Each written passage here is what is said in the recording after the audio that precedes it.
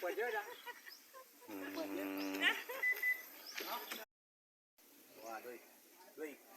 คนทำบุญโดยธรรมชาติประมาณนี้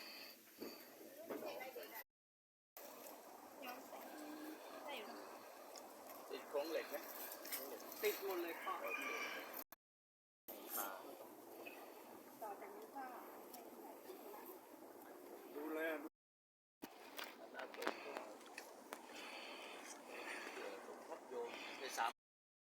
เห็นบทผมตากล้องสั่งจากซีเอ็นนะครับเยอะด้วย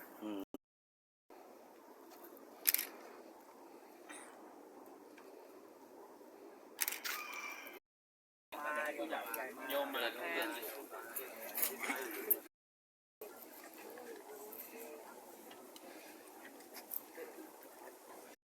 ขับกลางบ้านเลยเรื่องอะไรผมขึ้นไปซ่อม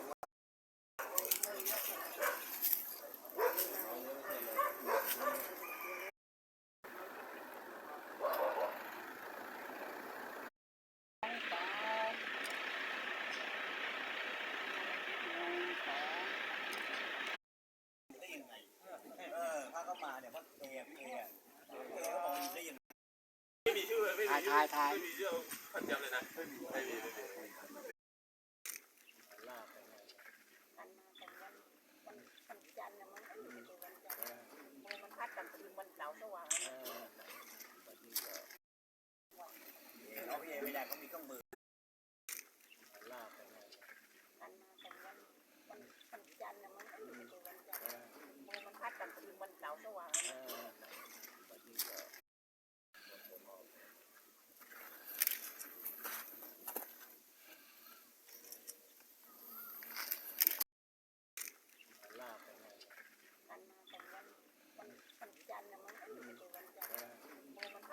วันเสาร์สว่าง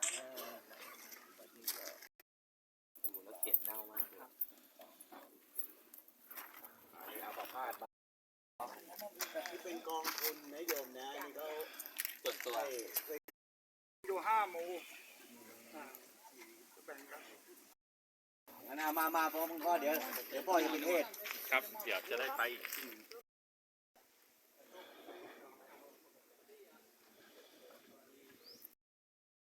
กเปิดเยอะจัง